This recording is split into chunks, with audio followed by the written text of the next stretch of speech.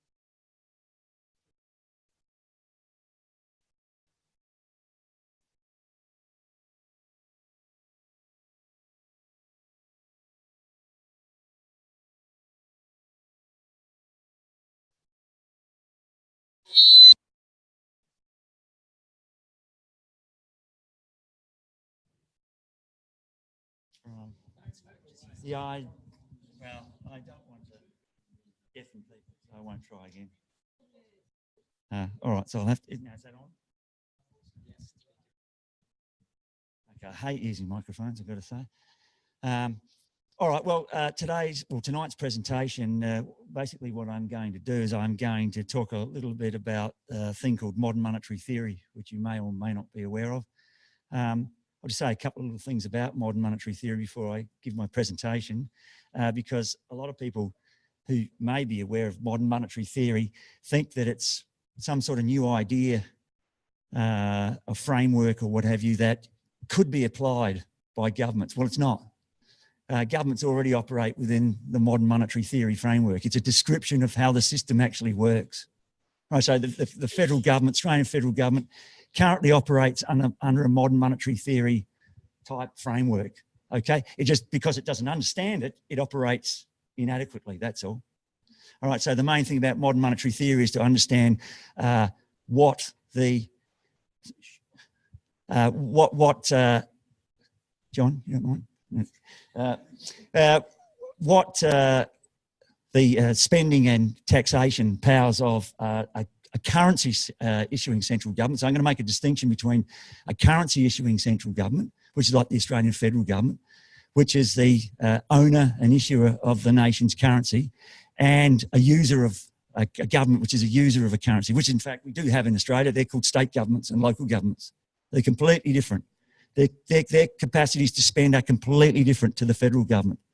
And of course, we've got the Eurozone governments, which, because they relinquish monopoly ownership of their own currency, operate the same way as state governments do in Australia. They're users of the currency, they're not issuers of the currency, and that greatly affects their ability to spend.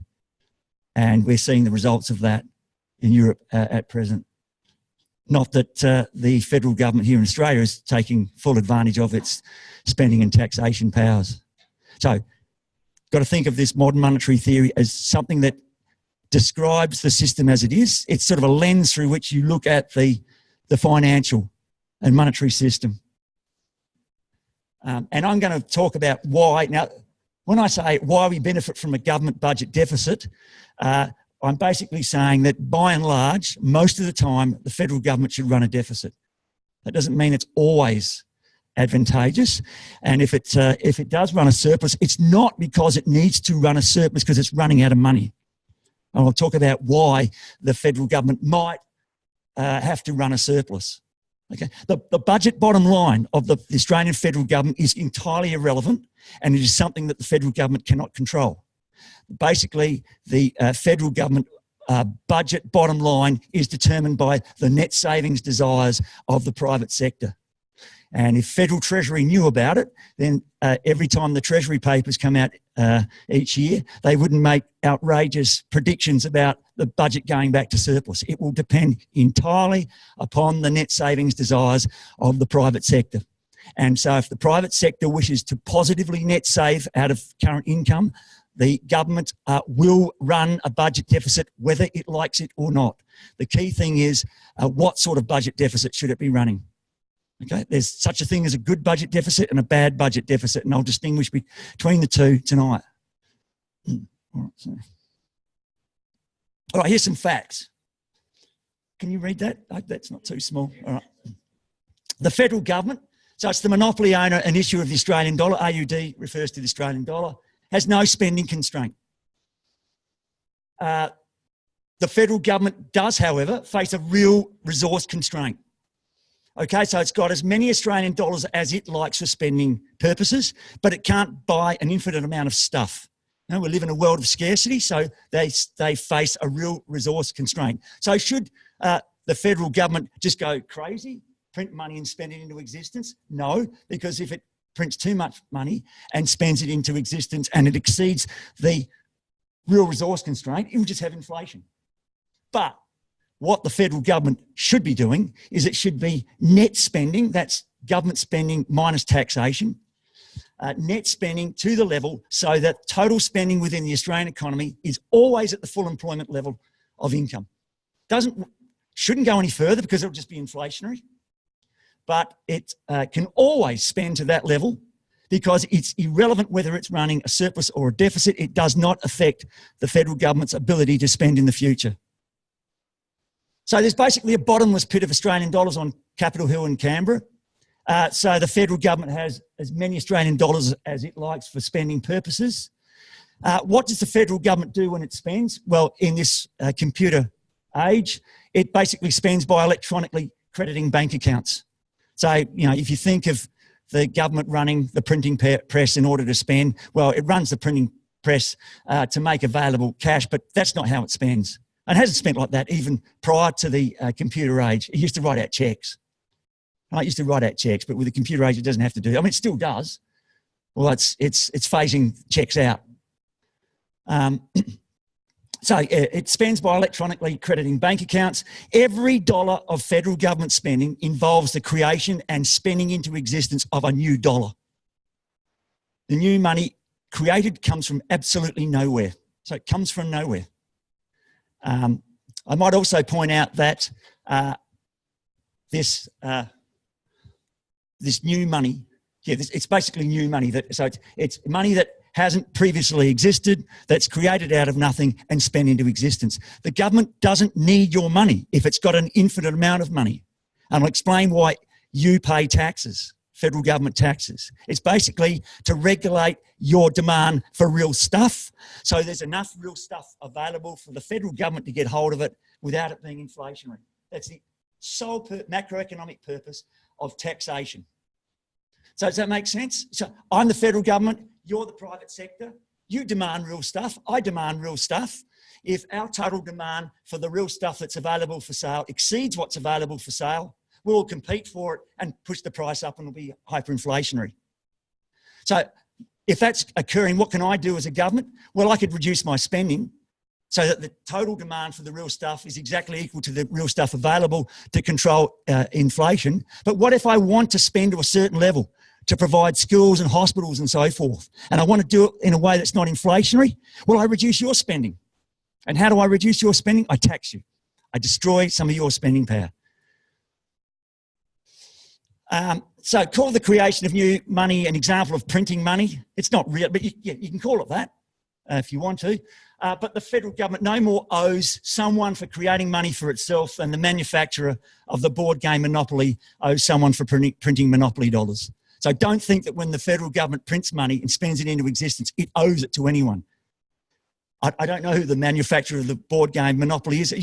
I think it was John Sands used to be the company. Well, they don't own or owe Monopoly dollars to anyone. Have you ever played Monopoly and thought, wow, John Sands must owe a lot of Monopoly dollars to someone? Of course you don't.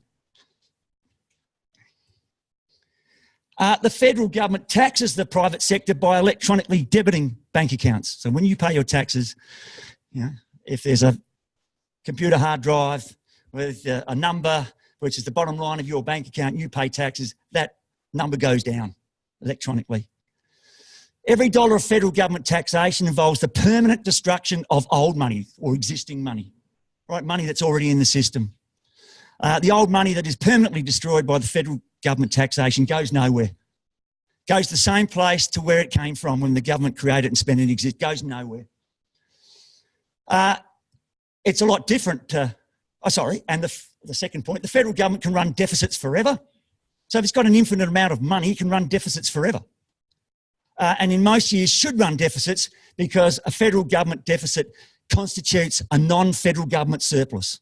I don't, in fact, quite often like to use the term federal government deficit because it sounds like a bad thing. All right, it's really a fiscal injection. When the government runs a deficit, it's creating more money and spending it into existence. So I'm giving you more money by buying things off you than I'm taking away from you from taxation. So when I run a deficit, you run a surplus. So I quite often ask people, would you like the federal government to run a surplus? And most people say, yeah. Would you like to run a surplus? And they say, yeah. And I say, well, you can't have both. They're two sides of the same coin. For you to run a surplus, I got to run a deficit. Okay? And if you run a deficit, I can potentially run a surplus. Well, in fact, I will run a surplus. But if you're determined to run a surplus, I end up running a deficit. And that's exactly what's happening now, and I'll explain why. When I say you, I'm not talking about you individually. Some of you may not. I'm talking in the aggregate. But if the private sector wants to net save, okay, it means me as the federal government, I run a deficit no matter how hard I try to run a surplus. And in fact, the harder I try to run a surplus, if I cut my spending, means we are worse off. There's less spending within the economy. All right, because if in your attempt to save a certain amount, because I spend less, and that's money that goes to you as income, you finance your spending and you're saving out of that income.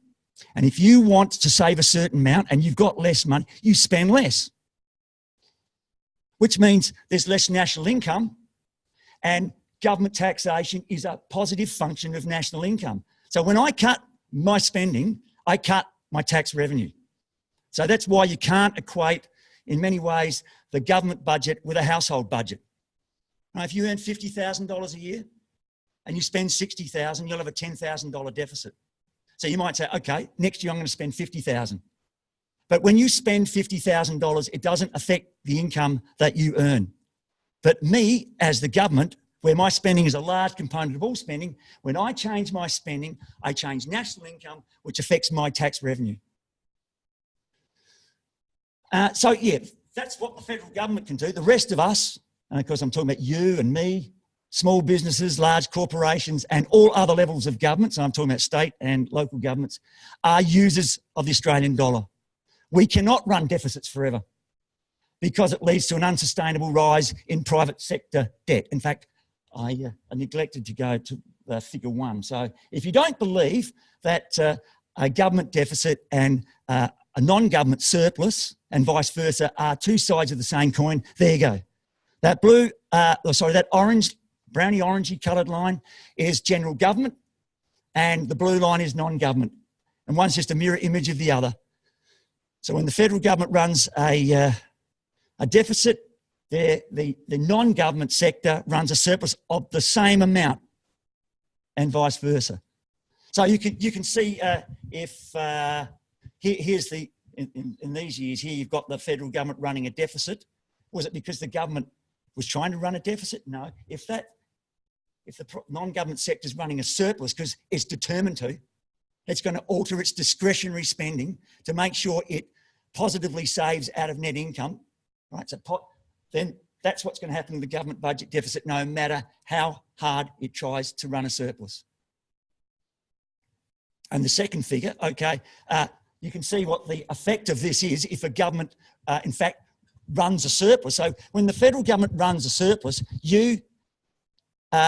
well, it depends on your spending and your net savings desires. When the government runs a surplus, it's not injecting that much into the economy. Well, maybe, but it's not injecting as much money in by way of money that's being created and spent into existence as it's taking from you. So you have less income. So you have less income to finance your spending and your saving. So when that happens, you have to make up your mind whether you're going to meet your spending desires or your savings desires. You cannot meet both. And when the Australian federal government ran 10 budget surpluses in 11 years, that's because we said, okay, we're going to spend and we're going to borrow. So we ran deficits, and that allowed the government, it's the only way it allowed the government to run a surplus. So when Peter Costello was beating himself on the chest saying he was a friend of the taxpayer, wasn't he great running surpluses? Well, he only got that because we ran deficits. But you can see the effect of deficits over time. This is household debt to disposable income, the ratio. And you can see that in that period, the ratio of household debt to disposable income rose until it reached, and this was replicated pretty much around the world to some extent, until it reached an unsustainable level. We can't run deficits forever. We've got to pay back our debt. And when that happens, we switch from meeting our spending desires and abandoning our savings desires to having to save to pay back the debt. And so we stop spending and you get a collapse of spending. And that's where you get the global financial crisis. So things like the subprime mortgage crisis, that was just the straw that broke the camel's back. That's all it was. It wasn't the cause, it was the trigger. The cause is the inadequate net spending of central governments, which requires for the non-government sector to spend to a certain level to run deficits and build up their debt till it gets to an unsustainable level. So why was this sharp decline? That was the little fiscal surplus by the Rudd government. It allowed us to spend because it was extra income coming to us. We could spend and save, so we were able to bring down our debt to some extent. Now, I should ask Steve. He probably knows better than me. So that's to 2000. Where is it now? It's up high. So that's 175% at the time of the global. It's around about 190%. So it's above in Australia. Pre-global financial crisis levels. And whilst it doesn't necessarily mean we're going to get a recession, what it means is that we're about the ratio of household disposable income debt to household disposable income, where we cannot, in the aggregate, borrow more in net terms. We cannot run deficits, okay? We can't do it because that would just push our debt up to a level that is unsustainable. All right, so if we can't run deficits, the government can't run surpluses. And so the federal government won't run surpluses as far as the eye can see. The only way the federal government will ever run a surplus is if this comes down to about here and then we decide to borrow in the aggregate. So unless this comes down to here, and that will require years of the federal government running very, very large deficits, the government will not run a surplus. And we'll just be sort of going along at a pedestrian pace, what have you, not really spending much more, not less, not really saving, and so forth. All right, the federal government has no debt as such. I mean, they use this term debt, and it's really an inaccurate word. When they talk about federal government debt, what they're really talking about is the RBA is the Reserve Bank of Australia. Right? It's Australia's central bank. And basically, it means a case of the Reserve Bank selling federal government bonds, okay? Selling bonds on behalf of the federal government to manage interest rates. So the argument is when the government runs a deficit, there's a shortfall, the Reserve Bank sells bonds to get money to finance the shortfall. Nonsense. Don't even have to do it. Don't have to do it. And in fact, in the 1980s and 1990s, the Japanese central government didn't do it, didn't bother. And if I've got time, I might explain what the implications of that were. I can tell you what they were. That meant the interest rate went down to 0%. So that's why the interest rate in Japan was around 0%, despite the Japanese central government running huge budget deficits. But it didn't matter. The Japanese government is the monopoly owner and issuer of the Japanese yen, so it doesn't matter. So you hear all this nonsense about Japan, the so-and-so, the proverbial is going to hit the fan in Japan one day. And it's not going to happen. The Japanese central government will not run out of Japanese yen, and there are people around the world more than happy to buy Japanese bonds, government bonds, because they know the Japanese government can pay those bonds because they're paid for in Japanese yen, and the Japanese central government has got as much yen as it likes. Federal government debt. So if we're talking about Australia, federal government bonds are denominated in Australian dollars. So the federal government can always repay bondholders, always. The federal government is not strictly in debt when it sells bonds. So if you sell something, in a sense, and it means you owe that to someone, but you've got as much money as you like. If someone wants their money back, you're not really in debt. You're only really in debt if you've got to perhaps earn money, borrow money, or sell something to get money to pay back. But if you can just tip your hand into a pool of Australian dollars and say, oh, you want your money back, and you hand me over the bond, and I'm not really in debt, am I? So you might ask why the Reserve Bank on behalf of the federal government sells bonds. Well, it's to manage interest rates, all right?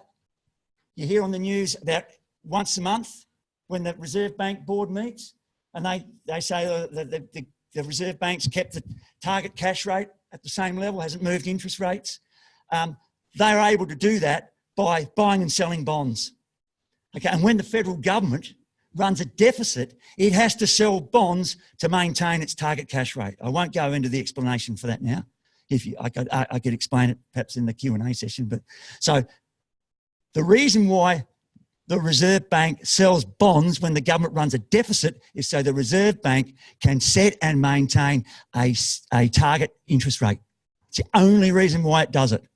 And of course, in Japan, they didn't do it in the 80s and 90s. So the interest rate just dropped down to 0%. I won't explain why it went all the way to 0%, but it did. So there's this nonsense that budget deficits place upward pressure on interest rates. No, they do the opposite. They do the opposite. If the central bank doesn't respond when the central government runs a deficit, it puts downward pressure on the short-term interest rate, not upward. Of course, if the government, I said before, the government can just not print money and spend ridiculously, so that total spending within the economy exceeds the productive capacity of the economy, because that would be hyperinflationary, and that might force the central bank to raise interest rates. Well, that's an artificial raising. That's not a natural raising of it's not determined by market forces. Market forces would still be pushing the rate down if the central bank wasn't intervening. It just intervenes in a different way so that the target rate's a bit higher. By the way, when the federal government or a central government sells bonds, it doesn't sell you a bit of paper and you give money. I won't go into, you in fact can't actually buy a government security except on the secondary market, all right? But we'll just assume that you can. Okay, if you buy a bond, it will probably be because you can earn some interest. Okay, now that money that prior to buying the bond is sitting in your bank account, well, it's in actual fact sitting in your bank's reserve account. The exchange settlement account, it's called, that your bank holds with the Reserve Bank. And the Reserve Bank is paying your bank interest for doing that. You don't get the interest. The bank doesn't pass it on to you. All right, so if you buy the bond, all right, so you say, oh, I'll take the money out of my account. Well, it in fact comes out the Reserve Bank's reserve account, exchange settlement account. So the bank loses it. All right? And you now earn the interest and your bank doesn't. Okay, you now earn the interest instead of your, but the key thing is, what's happened here? There's money sitting in an account earning interest, and which is being earned by the bank, your bank, and now it's being earned by you. So what has the Reserve Bank done? It's merely just picked up some money that was in your bank's reserve account and plonked it in a Reserve Bank term deposit account. Bonds are nothing more than Reserve Bank term deposits, but they're saleable, transferable term deposits. So when you get your, you've got a bit of cash and you perhaps have a term deposit with your bank, you can't sell that. It's a different type of term deposit. Bonds, being a Reserve Bank term deposit, is one that I can sell that on to you, because bonds can be traded. Right, but it's just a Reserve Bank term deposit, and of course the government doesn't have any more money than it had previously, or didn't have previously. Sorry, for spending purposes. So-called selling bonds doesn't give money, doesn't come to the government. The reason why the government sells bonds, now I mentioned taxation is designed to destroy some of your spending power. So I permanently destroy some of your spending power. So my spending isn't hyperinflationary. Okay. Bonds also gets money out of the system, but not permanently, temporarily. While you're holding it as a bond, or you got it in a Reserve Bank term deposit account, it's out of the system. And that allows the central bank to target and maintain a particular interest rate. It comes back, all right, when you redeem the bond and so forth, in which case, well, people are redeeming bonds, people are buying bonds at the same time. Can we have a break? Yeah. All right. Yeah, that's okay. So we're just going to take a 5-minute break. There's pizza over there. There's vegetarian options.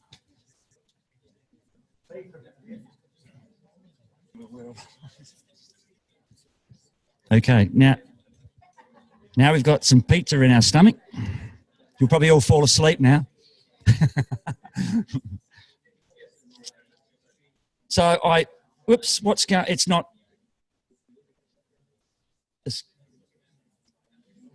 The slides aren't moving. Okay, let's.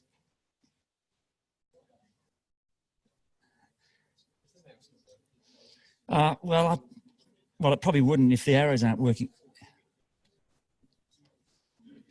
All right. Is that going to work? Yes. All right.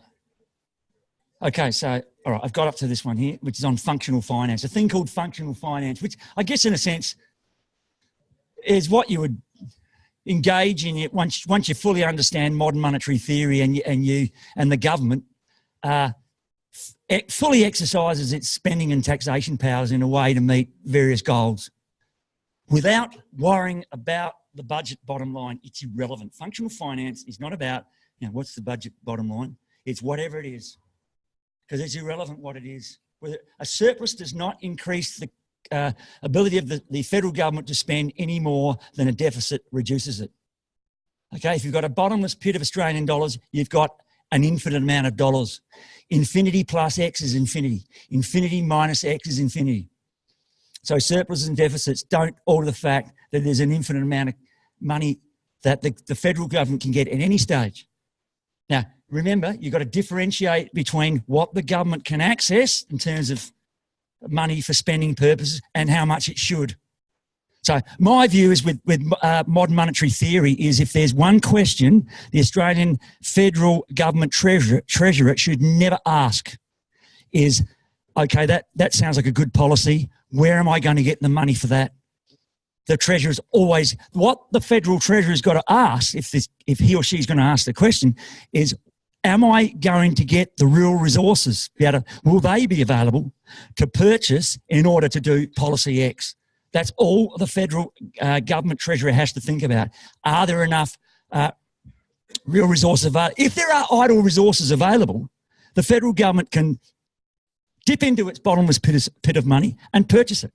If there are no resources available, because our spending, yours and mine, is meeting the productive capacity of the economy. So there's no, and like I said before, and I want to get hold of more resources, I've got to reduce your demand for resources. And that's when I start taxing you. I tax you so your demand goes down. So when mine goes up, if total spending is already at the equal to the maximum productive capacity of the economy, to keep it there, if I want to increase my spending, I've got to reduce yours. So I use taxation to do it. If the spending is below that level, I can increase my spending. I don't have to tax you because I can lift spending up towards the productive capacity without it being inflationary.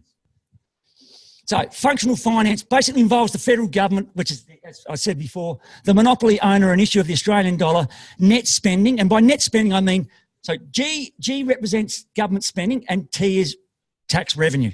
So if G is greater than T, it's what we commonly refer to as a budget deficit. I don't call it that. I call it a fiscal injection, right? Because when I spend G, I put money I inject money in the economy, and when I tax you, I destroy it. So money disappears. If I spend more than I tax, then there's more going in than coming out. That's a fiscal injection. I like that term because people see deficit as a bad thing, but if you call it a fiscal injection, which is what it really is, then people see it completely differently, sorry.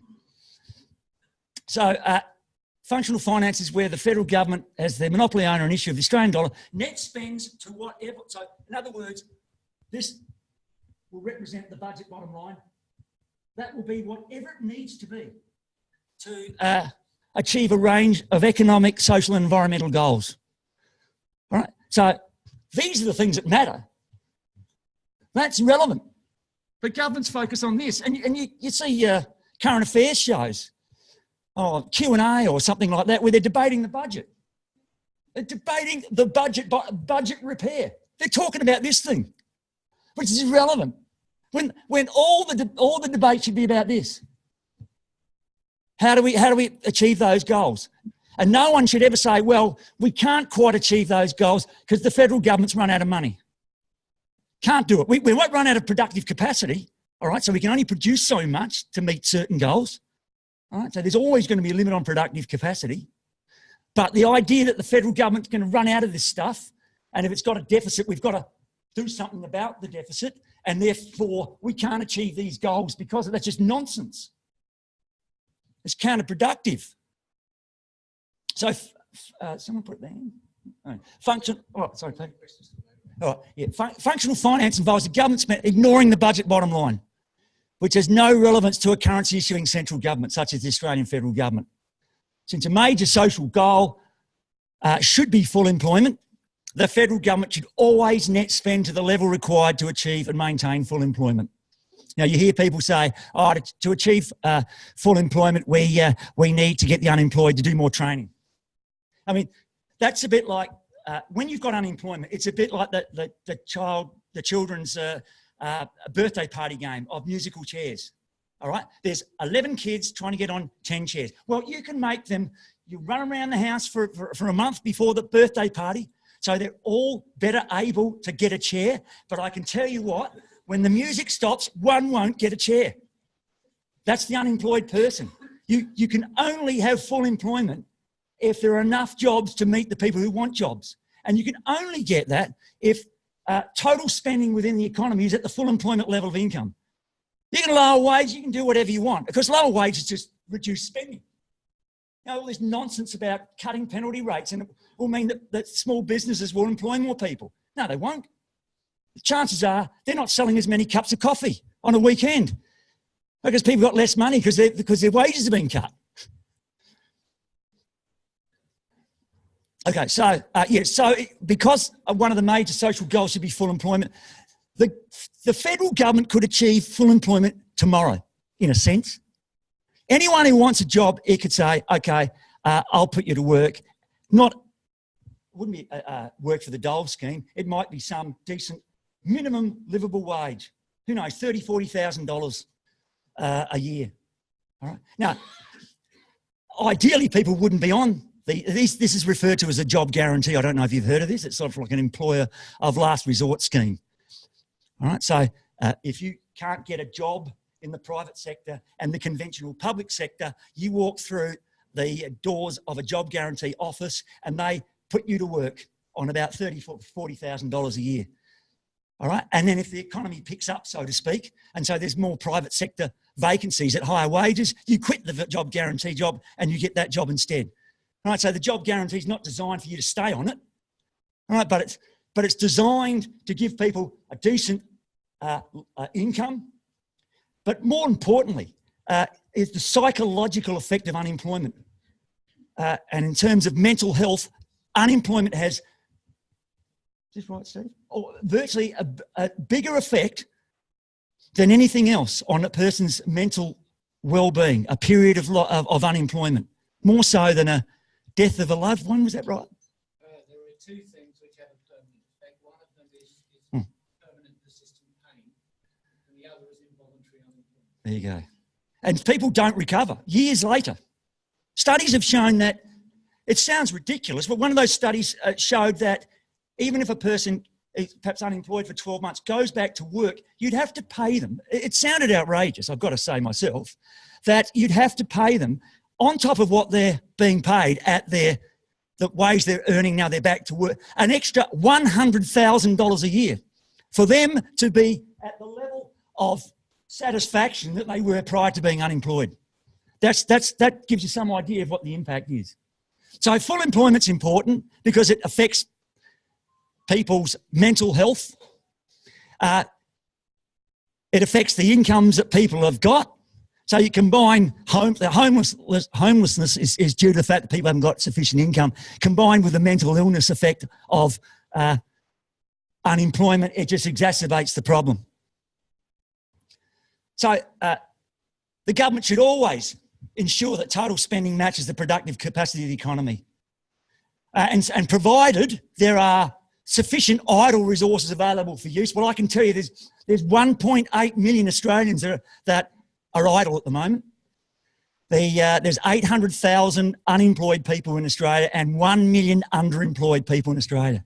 So, okay, when you employ someone, you usually they have to have some tool or instrument or machine or whatever, and perhaps so whether there are those available to use in combination with the idle labour resources to produce that's another matter. But in terms of labour resources, there is plenty of idle resources labour power that the federal government could purchase and put to use to provide all sorts of community benefits and so forth. So provided there's sufficient resources available for use, the federal government can always mobilise them, can always put them to use, in other words, through its spending to increase the supply of public goods in the areas of health, education, transport, communications and green infrastructure. So basically when there's unemployment, not only is there not enough spending to employ everyone, but there is probably a hospital ward that hasn't been built as a consequence. Now, that's a cost in itself. You could argue that the fact that the hospital ward hasn't been built, there's an environmental benefit, and there is. Well, to say that that's not the case is to say that there is no cost associated with increasing output, which of course there is. So you have to weigh up the two. But it's full employment is not about, in the end, ensuring that any lost output is made up by having more people employed. That's not the main objective of it. It's because people have a right to work if they want it, and because of the psychological effect of unemployment. But bear in mind, as I said, when people go unemployed, there's something that hasn't been built, some service that hasn't been provided that could be provided. They could be helping someone else or themselves. So what I've said, I can explain in a diagram like this. That's my bathtub diagram. All right, I know there's a lot of right. So here's my bathtub. I want you to imagine there's the bathtub. And that size of that bathtub represents the productive capacity of the economy. All right? The capacity of the economy to produce goods and services. The water level represents the spending. All right? Represents it. If the water level is right up the top, you've got full employment and an acceptable inflation rate. So you've got a full bathtub. Spending equals productive capacity. This is where we've basically been operating for 45 years needlessly since the early 1970s. Right, the water level below the top because the government's worried about running a budget deficit, which is irrelevant. So federal government spending is about 25% of all spending. So if that's where spending is at present, 25% is federal government spending, and the remainder is state, local governments and private sector, basically. Okay, so if the government wants to put more water into the bathtub because the water level's too low, it just gets its water, it turns the tap on and obtains water, in other words, money, from its bottomless reservoir of Australian dollars. Just turns, and so water flowing into the bathtub, which is government spending, increases the water level. What do taxes do? Well, there's a drain down here that just destroys spending power. So your taxes, I've got a bin. Well, water doesn't really go in a bin, but I wanted something that looked like waste. So it just goes nowhere. So if the government is running, everything else held constant, if the government's running a balanced budget, there's as much water going into the bathtub as coming out, and the water level stays at the same level. If the water level is here, and I'll talk about this soon, and the private sector has a balance, then yeah, it's a bit tricky because I'll get to this a bit later on. The government can, in fact, it wouldn't be running a balance, but I'll explain that soon. If it wants the water level to rise, it's got to put more water in than it taxes. It's got to run a budget deficit, a fiscal injection. So what was Peter Costello doing when he was beating himself on the chest? He was draining more water out of this bathtub than he was putting in, and saying, well, what a wonderful treasure I am for running all these surpluses. In actual fact, the water level didn't go down. It didn't go up to the top. It was kept up here only because, and I don't have it in, I've got to say, but I could have banks here and have another one going here, and that's because we borrowed. We can the banks can create some water as well, but it's a bit different because when governments create money for spending purposes, they're creating a financial asset. Money is a financial asset. Well, when the federal government creates money, spends it into existence, it creates a financial asset, but no offsetting financial liability. Like I said before, when the federal government prints money, it doesn't owe it to anyone. No more than the manufacturer of the board game Monopoly owes Monopoly dollars to someone. Okay, so when it spends, and assuming it increases its spending and it's not changing its taxation, there'll be more net financial assets going into the economy, net being net of taxes. All right? And of course, when the government taxes, it's destroying financial assets. So when the government's running a deficit, it can increase the water level. It has the capacity, depends, again, as I said, and I'll get to this a bit later on the private sector net savings desires, but it can basically increase the water by putting more water in than it has leaking out through taxation. And can someone say, oh, no, it can't do that because there's a limited amount of water for the federal government? No, there's as much as the federal government wants. So it can always keep the water level at the top of the bathtub and maintain full employment. Now, as I said before, that doesn't mean the federal government should go crazy, print money and just spend whatever. Because if it does, the water level goes above the level of the bathtub, and that's spending greater than productive capacity, and that's hyperinflation. So when the water level goes over the top of the bath, you've got hyperinflation. So, but anyone who would advocate functional finance would never say the government should increase its net spending so the water level is above the top of the bathtub. It would say increase it, keep it there, and don't go any further. Not a dollar more, but not a dollar less. So what have I got here? I've got, remember that's a leakage and that's an injection. In terms of, now I've removed exports and imports because that does play a part, but just assume that this is for a country and its exports are equal to its imports. So we don't have to worry about that, okay? So that next to, well, okay. Well, in fact, it does matter. The current, which is even worse for Australia. Okay, but to explain this diagram, it helps if I say exports equals import, because then it's simplification. If I don't have it in there, it just gets horribly. And if you think about it, most of those exports, imports are by the non-government sector, but foreigners and people, Australian citizens, making transactions amongst themselves. So just ignore the external sector. So when the government puts more water in the bathtub than it's draining out through taxation, the water doesn't necessarily rise.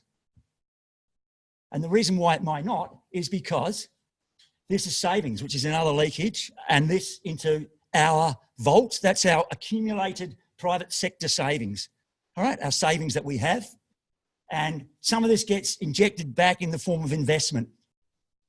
Okay, so if the government's putting more water in than it's draining out, in other words, G is greater than T, the water level can stay at the same level if S is greater than I. Of course, the water level goes up in the vault, doesn't it? So it puts more in than it's draining out and the water level stays at the same level in the bathtub, it goes up in the vault. Okay, that's basically what happened for about 30 years in Australia after World War II. So this red line, that's the critical point, because if we drain our accumulated savings, we get to some critical point, something like a global financial crisis. So we could keep that up there. And in the 30-year period after World War II, the government basically ran deficits most of the time. It ran deficits, so the water level was pretty much up the top of the bathtub. And because it was putting more water in than it was draining out, that meant that the private sector water level in its vault was going up. So it meant that we had lots of savings. We had savings to call upon if something hit and shocked the economy. Okay, if there was some shock to the economy that caused spending to go down a bit and a bit of income to go down, what did the private sector do? It just went and grabbed some of its savings and spent that. And so recessions in that 30-year period, there weren't really any, were incredibly short and shallow. Now they're more long, protracted and deeper because we don't have this accumulated savings anymore to be able to dip into if things go, well, but in actual fact, we don't need them. If we had a government that knew it had a bottomless pit of, or bottomless reservoir of water, it could just, so even if we're in the private sector spends hardly anything, the federal government can always offset it so the water level's up here. So it can anyway. The problem is that we get to this critical point, the private sector cuts its spending, the government needs to fill the gap, and the Treasury goes, haven't got any money. You know? And it's not just, you know, Barack Obama said the same thing in an interview. He said, oh, I can't do that because the US federal government has run out of money. Anyway, so you can see that when the federal government runs a deficit and the water level stays at the same level in the bathtub but goes up in the vault, that explains why a government deficit is equivalent to a private sector surplus. Right? The government, even though the water level in the bathtub is staying the same level, if G is greater than T, it's a deficit, and there's the surplus as it's accumulating over time in the form of accumulated net savings. Shall I go into this? I probably won't. That's pretty much what I had to say. So, because people ask if injections always equal leakages, because it turns out the two injections are government spending and private sector investment. Let me just go back. So this I for investment and G, they're injections. See, I've got injections there. And the two leakages are taxation and savings. Those two together must equal those two.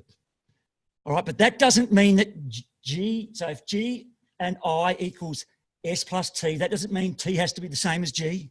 Doesn't mean that S has to be the same as I. Just the sum of the two have to be the same. Injections must equal leakages. Okay, so, but that suggests to you, okay, if the water level's here and the government runs a deficit and the private sector runs a surplus, okay, they'll put more water in than it drains out. This will go up, but the water level will never reach the full employment level.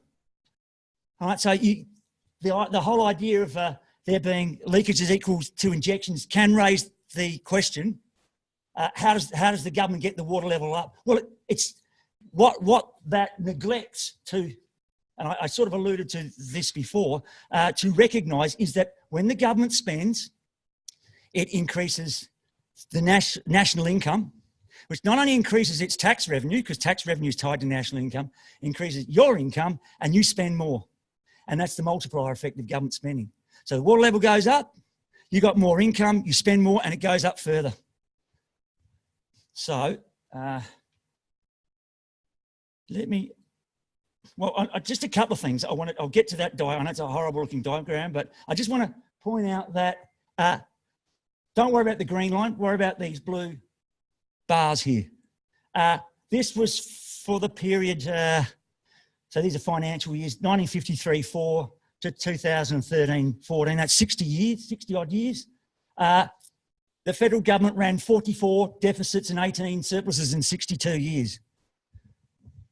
Big deal.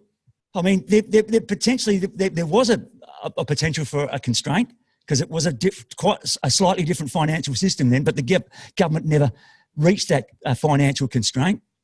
But the important thing is that governments run deficits most of the time, and we want them to because it allows us to net save.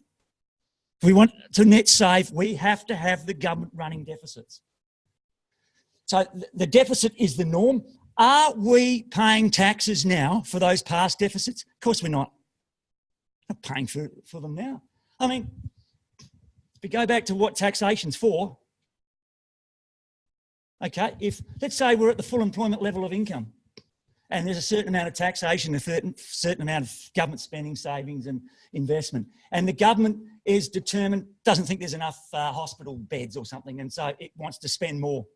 Well, the biggest concern is that the water level is going to go over the top of the bathtub and be inflationary because there's no real resources available. Spending's at the productive capacity economy. So what does the government do? As I said before, it taxes the private sector. So it drains. So some of your spending power goes down here and disappears forever. All right, which means the government can provide more hospitals. The water level can stay up here without there being hyperinflation. And I've sort of forgotten why I went back to that. Let me just go back here. Oh, yes. Because the government's generally running a deficit rather than a surplus, are we paying taxes because of it now, because of those past deficits? No, we're not. So the only reason why we only need for the government to tax us here is related to the position in this particular year. It only has to tax us sufficiently if it wants to maintain full employment to ensure the water level doesn't go over the top of the bathtub and be hyperinflationary. That amount that the government taxes us has nothing to do, well, you could say it has something to do with past deficits, insofar as past deficits, so if it was government spending on infrastructure, what have you, that can affect the size of the bathtub, the productive capacity of the economy. It's got nothing to do with past deficits. So you do not pay for past deficits, all right? That's just gone. A deficit in the past is just something that's disappeared. It's happened. It's irrelevant, and it's not affecting the ability of the federal government to spend today. And so if it doesn't, that's totally irrelevant. That's not owed to anyone. It just was a deficit in that year. Big deal. So, you know, surpluses, this idea of an intergenerational fund, putting surplus. I know Norway has purchased a lot of physical assets, but you've probably heard of the sovereign wealth fund of Norway. Just imagine if it was just, all of it was Norwegian krona, sitting in a vault in a building, and that building burnt down and that Norwegian krona was destroyed. What could the Norwegian government do? Just print the stuff and replace it. Well, if it can replace it, why doesn't it just do it? Well, because in fact it can. Oh, well, okay. Yeah, perhaps I should get there's a good time for that. Steve and I just went to a conference in the USA, in Kansas City. There's a branch of the Federal Reserve Bank of the USA.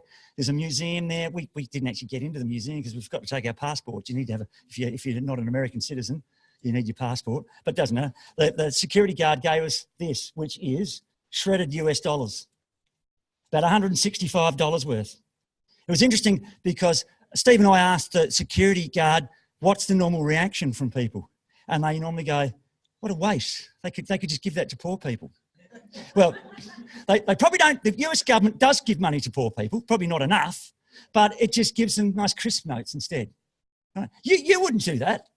If that was the money that was sitting in your wallet or purse, would you, and you're an American citizen, you wouldn't do that. Why wouldn't you do it? Because you can't replace it. The American government, the US government can do it because it just replaces it. And if it can replace it, then it begs the question, does it have to shred some money before it can print money? Of course it doesn't. So it didn't have to shred $165 before it could print $165. So it can print as much as it likes. It's got as much money, US dollars, not other currency, only US dollars as it likes. Okay, so yeah, I know now this might look a bit awkward, but let me just go through about 5-10 minutes to go through this. This is similar to the bathtub type diagram, but it does help explain how the extra government spending, even though injections always equal leakages, raise the water level up to the full employment level. Now, this is a particular point in time, these two here. This is another point in time. So forget about the bottom two here. That distance there basically represents the productive capacity of the economy. So think of that as the bathtub, okay? You've got spending and you've got a thing called national income. One person's spending is another person's income. So they always, there's two ways, you've heard of gross domestic product, there's two ways in which they're measured. There's an income approach and a spending approach, all right? Doesn't matter which one you use, GDP is the same. So they will always coincide with each other. Here we've obviously got the amount of national income and spending. This is private sector spending. This is government spending, the blue is government. The income, of course, this is private sector income, and government income, I guess you could call tax revenue, although it's not really income, but let's just call it that for now. Okay, and so total spending is less than the productive capacity. So this shaded bit here represents unemployment because the water level's not at the top. You can see here that the private sector's spending is less than its income. Well, if you spend less than you earn, you save, don't you? So S is greater than I. So that bit there, which is this plus that, this plus that, this plus that, minus, it gives you the, whatever, getting a bit confused myself. But you can see, if the private sector's income exceeds its spending, it's going to be net saving. That can only occur if the government spending, that's total government spending, is greater than its revenue. So that is the government deficit and that is the private sector surplus. Okay, they must match, have to. Okay, so what if the government isn't happy with unemployment? And we'll assume that the productive capacity economy, that by the way is called a bad deficit.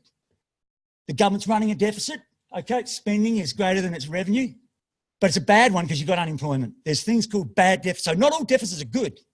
Government's running a deficit now, it's not a good one because it's not big enough. That's basically what it means. Okay, so the government decides to increase its spending. So it increases total spending up to the full employment level of spending and income. Okay, so what happens? The government spends more, as I said before, that increases income. So if I spend more, your income goes up, so you spend more. I also earn more taxes, but you can also not only spend more, you can also save a bit more. So I've given you extra money, you can spend a bit more and save a little bit more. So if you have a look here, this is the spending of the private sector. So it's a little bit more than it was here. So it's just, so spending's gone up because you've got more income and you're spending a little bit more. Your income has gone up, and I've drawn it in such a way as, and I need to do it in factual fact, this has to be larger than that in order for this to rise. If I'd have done it in such a way that that and that were the same size, that wouldn't have changed. All right, so the deficit actually gets bigger.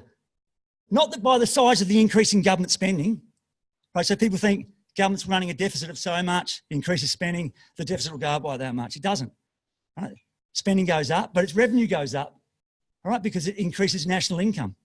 And that also gives us more income to consume more and save more. So in the end, you've got your full employment. This is a good budget deficit where the government, under the principles of functional finance, net spends to the level required, in this case, to achieve full employment. It's got a deficit, big deal. And this is basically how economies should operate most of the time. The government needs to run a deficit because that allows us to net save, because if they try to run surpluses, we don't have enough money to spend and save. If we choose to spend, we go into debt because we can't save, we have to borrow. If we choose to save instead, we have to reduce our spending, and so you have a recession. So deficits are good. And we don't probably recognise it, but we've given, currency issuing central governments are given the power to run deficits for our benefit. For our benefit. I mean, the federal government is effectively the only legal counterfeiter of the Australian dollar, and we need someone to be a counterfeiter. A counterfeiter means they produce, or they can generate more financial assets than they create new financial liabilities. You've got to, because in order for us to net save, we have to acquire more financial assets than we take on new financial liabilities. So someone's got to create the difference.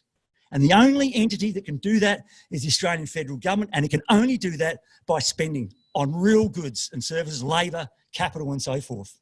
So we need the federal government most of the time to run it. Now, are there occasions where it might be worth running a surplus? Well, it shouldn't aim for a surplus. Generally, when the government runs a surplus, it wasn't even trying. If I go back to that last figure I had, okay, here are so these are the deficits down here. Here's some surpluses. This is the one in the late 1980s. The Labor government, to about 1990, the Labor government was running a surplus. It wasn't even trying. GDP was strong enough at the time. The unemployment rate fell to about 5%, which is still not full employment, still too high. And the government coffers went up, tax revenue went up, exceeded the government spending. But it also meant what we're doing. They earned this surplus because, without even trying, because we decided to run a deficit. We decided we'll spend a lot and we'll increase our debt by borrowing. Well, that's the only way they can run a surplus, is for us to run a deficit. Only way. Remember, they're two sides of the same coin. Here you've got the early 1970s, a surplus. And of course, here's the Costello years. And what do they have in common? What happened in the mid-70s? Recession. What happened in the early 1990s following all these surpluses? Recession. What happened? Well, we avoided it to some extent in Australia, only because the stimulus package of the Rudd government. If we had done what every other country did, we would have had unemployment up around 10% as well. So you can see that when governments run surpluses and we run deficits, inevitably it leads to a recession. We get to the point where our debts build up, and in order to service them, because we can't increase our debts anymore, they get to a critical level, we have to start saving, in other words, paying the debt back. We reduce our spending. Now, that doesn't necessarily cause a recession, because we didn't actually have a recession post-global financial crisis, only because when our spending crashed, the federal government filled the gap to some extent. Not enough, but to some, in fact, it wasn't enough because it should fill the gap sufficiently to have full employment. It can do it. And the fact we haven't had full employment for 45 years means that the deficit hasn't been big enough, or the surplus has been too small. Is that right? Yeah, but I mean, the government surplus has been too big. Yeah, the deficit hasn't been big enough, and the government surplus has been too big if it's run a surplus. Because you can get a situation where the government will run a surplus. If we get to a point, so let me go back to this diagram here. Let's just assume that the government, Kevin Rudd was still the Prime Minister of the country. He's been running these huge deficits since 2008, and big deal. It hasn't reduced the capacity of the federal government to spend, and because they only did it for a brief period. So we're able to bring our debt down for a period, and then they stopped the stimulus package. They shouldn't have. Let's say they continued and drove it down to here. Now we're in a position where, if we want to, for a year or two, we could spend a lot and perhaps borrow in net terms. What? Because we're well short of the critical level. If we do that, the government will run a surplus. It will run a surplus even if it tries to run a deficit. But we're not in this position. We're up here. For the federal government to run a surplus, that's got to rise, and it's not going to rise until it comes down, because that's got to rise in order for the government to run a surplus. Until that comes down somewhere around here, which will require the government to run large deficits for a long period of time, then the federal government won't be running a surplus for the foreseeable future. Not that that matters. That's the problem. It's so caught up with this idea of having to eventually run the budget back to surplus. There's no need for it. It's not going to. So as it tries to run a surplus, you get this situation. Your bad deficit. It ends up running a deficit anyway, because to run a surplus, we have to run deficits. We're not willing to run deficits. So they can't run surpluses. They're stuck with a deficit. But because they cut their spending to try and go back to surplus, this creeps down here and we get more unemployment. So we get a bad deficit. Yeah, Andrew? Yes. Is that enough? I think that's pretty much it. Yeah, that's fine. Yeah.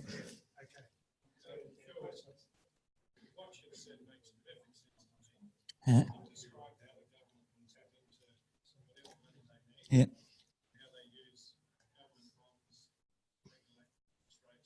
Yeah.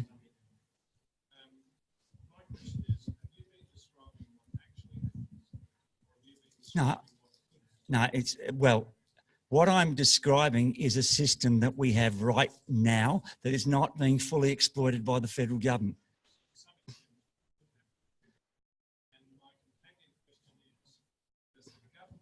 So, sorry, what do you mean could happen? What do you mean by that again? No, it's happening right now. Yeah, yes. So, and because it's, you know, I said this is bad debt. We've got a bad deficit because of modern monetary theory and the government not thinking that it has all these powers.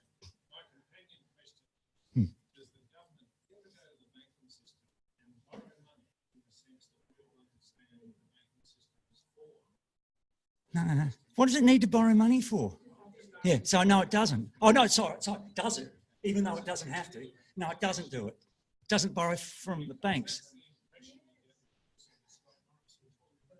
Oh, but he's got no idea what he's talking about. Yeah.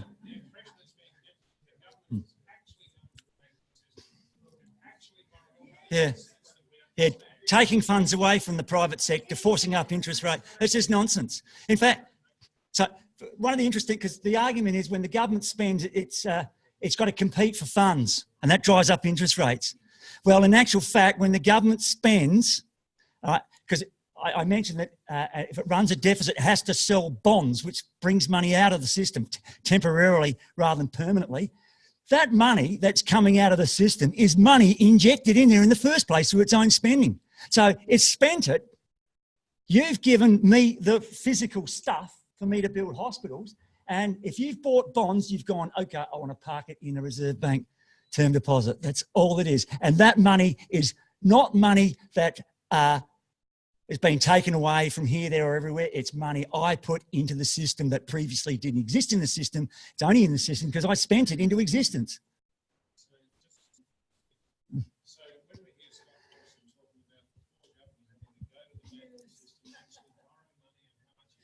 Oh, yeah.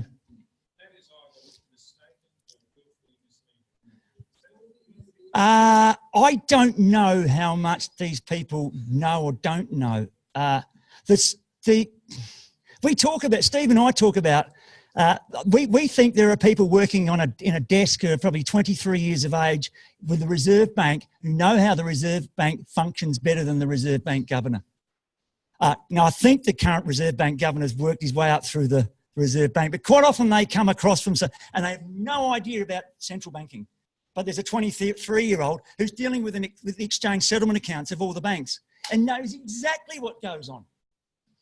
When the government runs a deficit, okay, as I said, it's injecting more money into the system. This is the reason why the government sells bonds.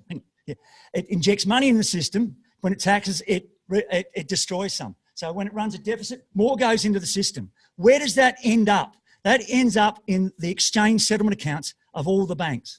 Remember I said, if you've got money sitting in a bank account, it's really sitting in your bank's reserve account. Okay, so that's just sitting there. And if that is earning, I said before, it's earning interest.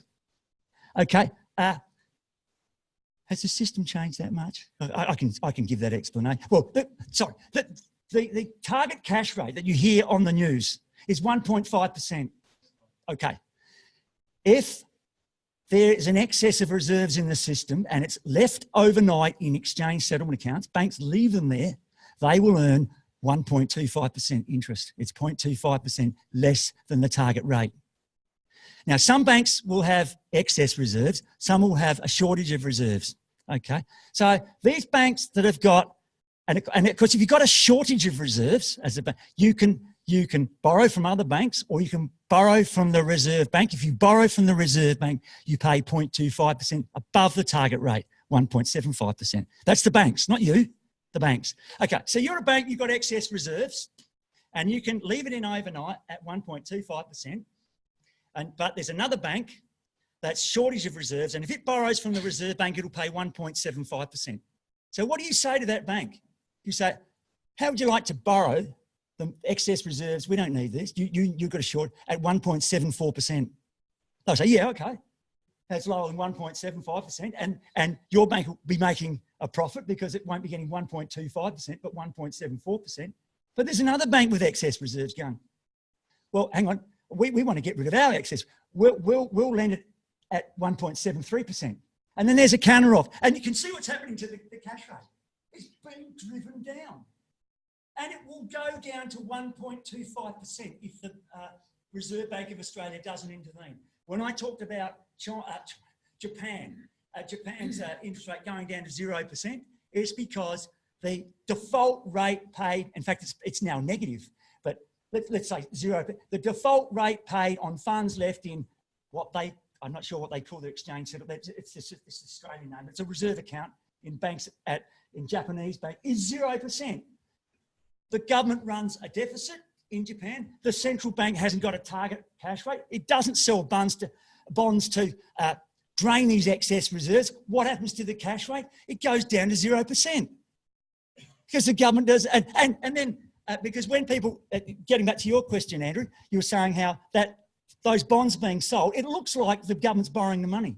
You know, it's virtually equal to the size of the deficit. They go, oh, well, no, and it's not, because, as I said before, the government doesn't have to do it, and Japan is an example of it. It didn't do it, so there was a shortfall, and there was no money, yen, coming from anywhere, because the central bank wasn't selling bonds, because the central bank had a policy to let the short-term interest rate fall to 0%.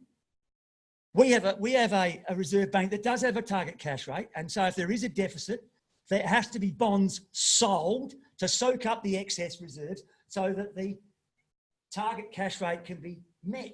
Otherwise, it would drop to 1.25%. So what looks like borrowing from the banks, the government, is in fact none other than a mechanism for the Reserve Bank to set and maintain a target interest rate when the government's running a deficit. It's not borrowing at all. So Andrew, you're talking about the interest paid on those bonds. I said before they became bonds, which were in fact Reserve Bank term deposits earning interest, where were they before? They were in those reserve accounts earning interest. They were already paying interest on it. They just pick it up and go, park it there. And by doing that, there's the system. When it's in the reserve accounts, it's in the system, driving the cash rate down, sell bonds, gets picked up, goes out of the system, and the interest rate target is met. It's a temporary removal, whereas taxes are, of course, a permanent removal, gone forever. You get the money back by earning money, but you won't get the taxes back. It's gone forever, yeah. So does that sort of answer your question? So they're not borrowing at all. Like, does anyone want to chair this? I have no idea who's next. All right. So, yeah, I had a question.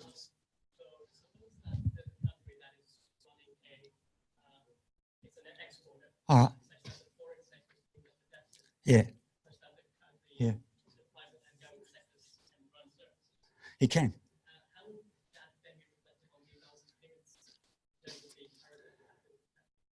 Well, perhaps it's not the best to talk in terms of basically, I think you're right. What you're trying to say is I've said that if the private sector runs a surplus, so it's net saving, the federal government, the central government has to run a deficit. That's actually not entirely true. Where can the extra revenue come from? By the country net exporting. All right, so we get extra income, which means that provides that. But of course, those financial assets we earn are denominated in a foreign currency, so we save basically in the form of foreign currency denominated financial assets. Now, I didn't say anything about net exports because it would have. But even if you do that, here's a question: why? Because most people think that exporting is good. The most fundamental principle in economics is the opportunity cost principle. And the opportunity cost principle is based on the idea that the cost is what you give up and the benefit is what you receive. So what you give up is the opportunity cost. When a nation exports, it gives up goods. That's a cost. It's only seen as a benefit because when you calculate GDP, it's plus X. Because GDP only measures what you produce, not what you consume. Okay, so when you export, you give something up to the rest of the world, you never see it again. You use your labour, your scarce resources to produce a good and you give it to the rest of the world. When you import something, the rest of the world gives something to you.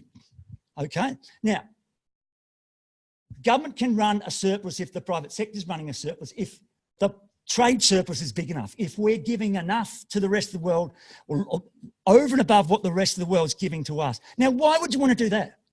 Why would you? Because let's assume that X is exceeding M by $100 million, okay?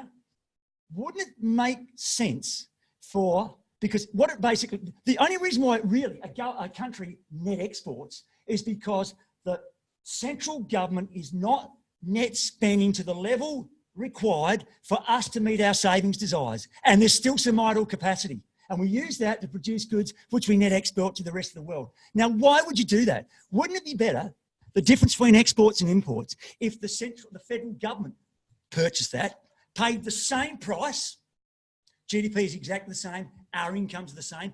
What happens to the stuff that the government purchases? It stays in Australia and it can use it to build schools, hospitals and bridges instead of us producing things that suit the demands of people overseas. So it makes no sense. It is a way you can get around it, but you only net export as a country in order to overcome the fact that the central government's not net spending enough to give us enough income for us to meet our spending and net savings desires. If we're not getting enough income and there's idle capacity and we're not willing to spend anymore and the government's not willing to spend anymore, we produce the stuff and we send it overseas and we don't get the stuff. The government can always purchase that stuff. The difference.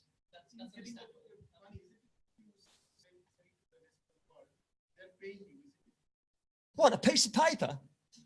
a piece of paper? So you'd rather a piece of paper than the stuff, than a hospital bed?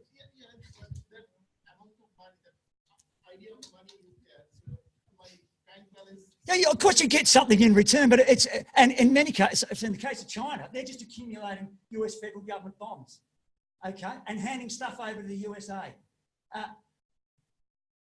Those bonds that they've accumulated, if China wants to redeem the value of their bonds, the US federal government just writes out a check in US dollars to them.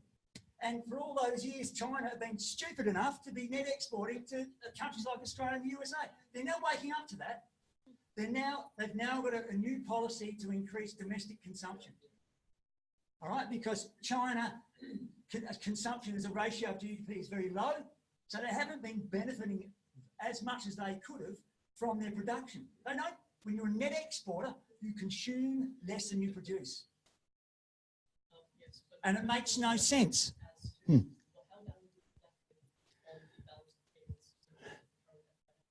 Well, it depends. If you've got a flexible exchange rate and you've got and if you end up with a current account surplus, you'll have a capital account deficit. Well, again, the words surplus and deficit can be misleading. It's a capital account deficit in that if you're a net exporter, the rest of the world owes you more money, so to speak, than you owe to them. And so you you end up being a lender. So capital flows out, we lend it to them, okay? But in actual fact, we're in the advantageous position when we've got, well, Australia's the opposite. We generally have a perpetual current account deficit and a capital account surplus.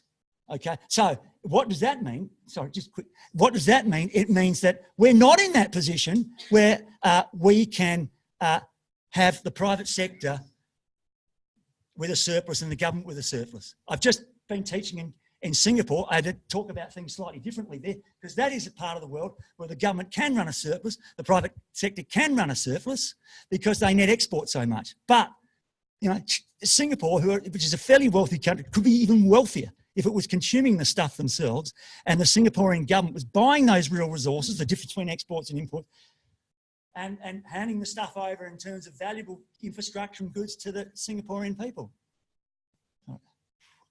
Yep. So, all right, sorry. You all right. Well, we sort of asked it. Well, that's all right. Yeah.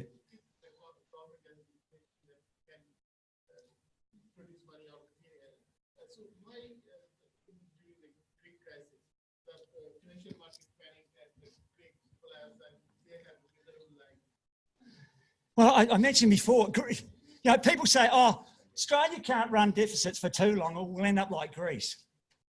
I mentioned before, I don't know if you were here at the start, but the Greek government is, in terms of its capacity to spend, is no different to the South Australian government. It's a user of the euro, a regional currency. It can't print euros to spend to offset a decline in private sector spending. I mean, it could if the European Central Bank gave them, but they're not giving them the money. They've got an austerity sort of approach. And so that's why, now, why a country would give up its monopoly ownership and issuance of its own currency is beyond me. It just doesn't make sense whatsoever.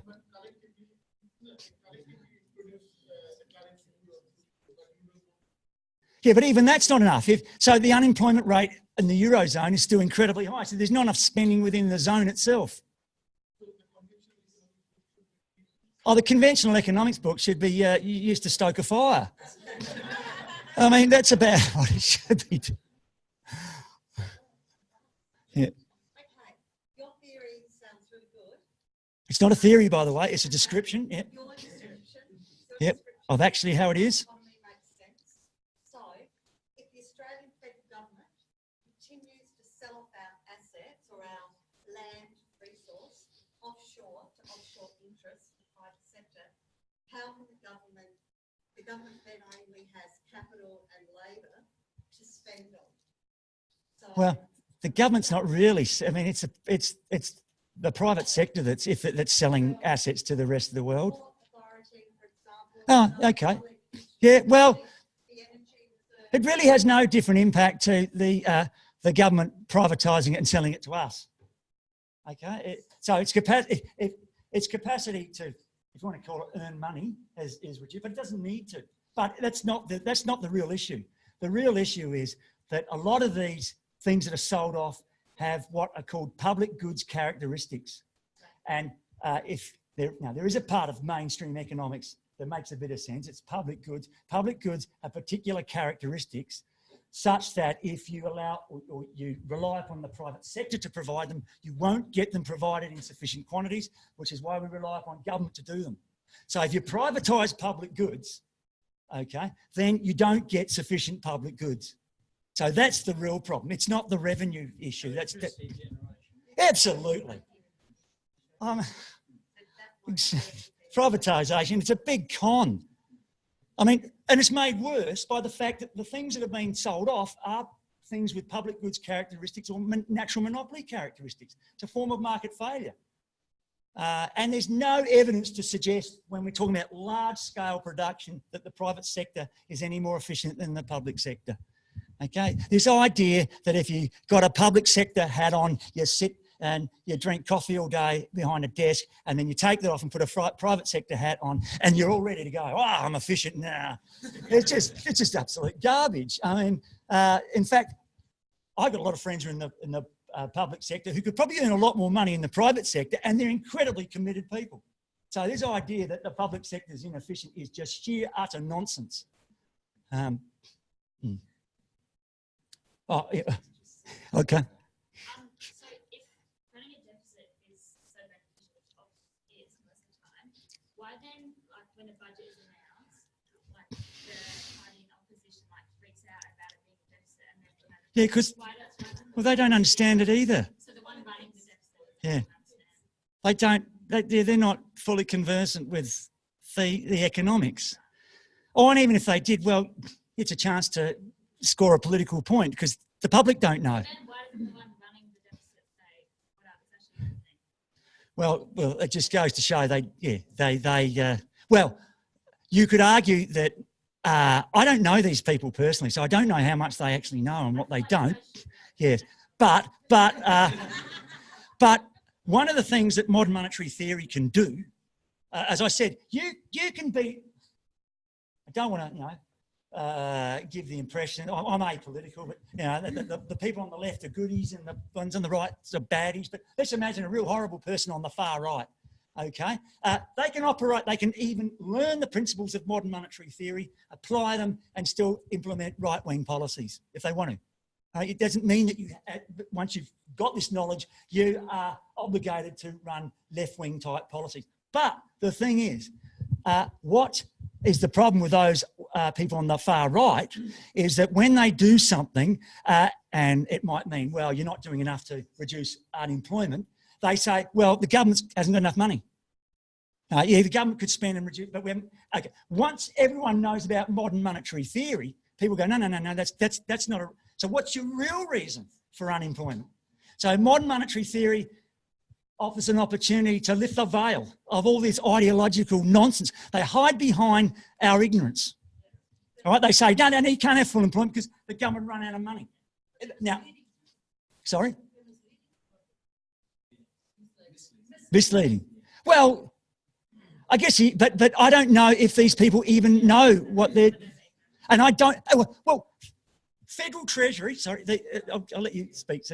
The Federal Treasury every year publishes the budget papers forecasting budget surpluses into the future. You have to ask the question, is there anyone in Federal Treasury who knows what they're talking about? Personally, if I became Prime Minister, I would say to the people in Federal Treasury, don't like sacking people. You can have your job, but only if you're willing to be retrained. If you're not, off you go. Sorry, Steve's got something. Steve's got more to say and he's better at saying this. We have tried. I did a talk similar to Phil's, not as good as Phil's, but similar to Phil's about 4 years ago, which was organised by the South Australian Greens. I rewrote the economic policy of the Australian Greens when I was a member of that party. The South Australian Greens were quite happy with it. It was submitted for national discussion and the National Party completely blocked any discussion of it because they don't dare discuss these ideas. Richard Di Natale basically blocked it. We've done interviews with people from the Labour Party on video. They never publish the interviews. They're terrified of discussing these kind of ideas because they're afraid that they'll be crucified in the press. One of our colleagues, Stephanie Kelton, was the she was the chief economist on the Senate Budget Committee in Washington, DC for the Democrats. She was Bernie Sanders' chief economic advisor. Bernie Sanders perfectly well understands these ideas, but basically refused to discuss them during the election campaign for the same reason. And one of the reasons for that is because I've had an hour and a half to say something that immediately in your mind you said you're a lunatic, but I've had an hour and a half to explain why I'm not a lunatic. If I go into politics and I say this, I don't have an hour and a half to explain it. I look like the fool. So that's why the politicians aren't interested in it, even if they have a bit of knowledge of it. All right, yeah. So, all right, yeah.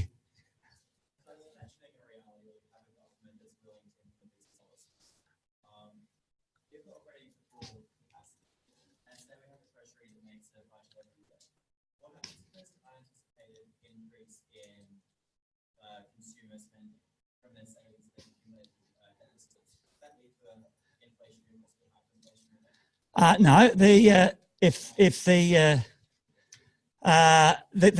federal government just runs a surplus.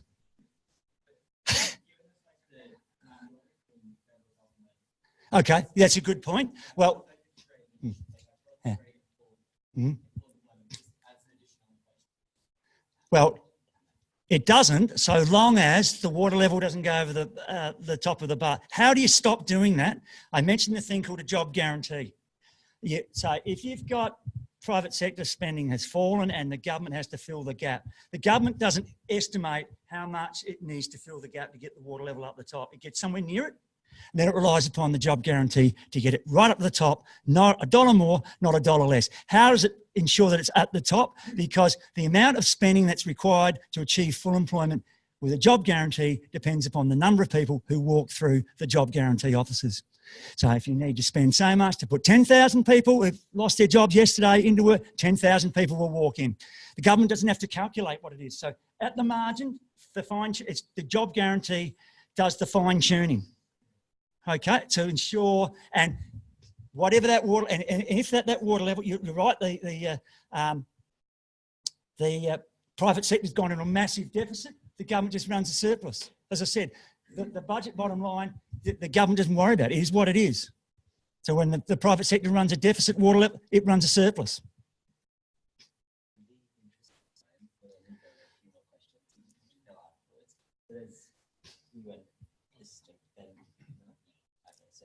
Sure. Yeah. Now here's a man who's experienced. I spent 8 years in the Senate, and when the then Labor government wanted to privatise CSL, and I said to in the Senate, I said there was no need to privatise CSL. You could easily create the credit to refinance CSL and keep it in government ownership. Peter Walsh was the Minister for Finance, and Peter Walsh said, that is an old-fashioned idea. He didn't say there was anything wrong with it. It was just that it was old-fashioned. But Phil, there's one factor that I think you've left out of your talk.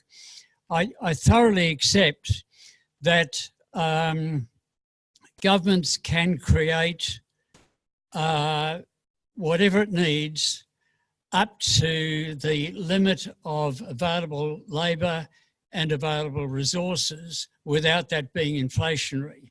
However, there is another restriction in the system, and that is the environmental restriction. Australians, for instance, at the present time, if the whole world used resources like we do, we'd need 5.2 Earths. So we need to cut down our use of resources to roughly 20% of what we're currently using if we're going to be equitable and fair with the rest of the world. So where does that come in? Does it come in by way of a tax on resources or allocation of resources by some sort of a government system? Reduce resource use somehow. Yeah. I won't go into how you might do that. There's lots of, I have my views on that, but the thing is, okay, this is another. And I've got to say, there are some people who support the job guarantee don't like me saying this, because a lot of these people don't, even though they talk about a real resource constraint, they obviously at any point in time there's only so much available for sale, even if you don't think about ecological constraints. These people don't think enough about ecological constraints. And so they're of the view that the sole purpose of the job guarantee, if there's unemployment, is to increase spending so that the total spending goes up to the full. So they don't talk about reducing spending, because when spending goes up and output goes up, obviously more resources are used. Now, if you happen to be a country where your resource use is within some ecological constraints, so you can afford to have a bit more resource use, the job guarantee is an ideal way of increasing spending up to the full employment level. I like the job guarantee because I think it is a wonderful way. Because if we are going to have to shrink the economy but still have full employment, we've got to find a really good way of rationing income through work, and job guarantee can do that. You'd obviously have to cut the heads off the rich, super rich, but not to pay for anything. That's what a lot of the people, the progressives say, oh, you know, that the rich have to be taxed so the government's got money to spend on the poor. Well, it doesn't need that at all. It needs to cut the heads off the rich because they're too rich. You know, and when I say too rich, I've got nothing against rich people, but well, it's not just that. There's a thing called economic rent. It's a horrible. Okay, it's not the rent you pay on a house. I'll give you an example of it. It's the best way to do it. Okay, sports people earn economic rents. Think of I don't know what the Australian cricket captain's on. Let's say it's a $3 million contract. Okay. If you started taxing away the Australian cricket captain's income, would he start doing something else? And how far could you reduce his income through taxation till he gets to the point and he says, I'm not playing for Australia, but I'm going to do that? Well, I reckon you could probably tax, if it's $3 million, I reckon you could probably tax away $2.7 million before he changes his labour supply. And you can do, and we talk about the same with natural resources.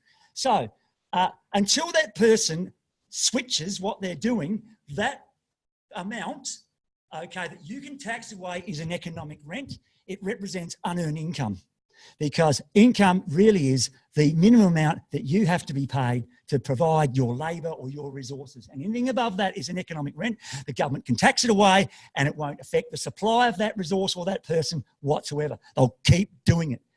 It's an unearned income because the Australian cricket captain, I've forgotten his name for the moment, what's his name? Steve Smith. Steve Smith. He, by getting a $3 million contract, let's ignore tax for the moment, his claim on real goods and services is $3 million, where his real income is probably $300,000 or $400,000. Okay, so the only way he can have that extra claim on real resources and it not be hyperinflationary is there must be other people who are getting paid less than what they contribute to real goods and services. So they should have their heads cut off because they're earning economic rents. And, you know, some people say, where do you really think? I'm of the view that the Prime Minister's job is probably the most important job in the land. Prime Minister's on about $500,000 a year. Well, I don't believe anyone's worth more than $500,000 a year, and you have 100% income tax rate at $500,000 because I think anything above that is an economic rent. Well, it's not just what I got there. Yep.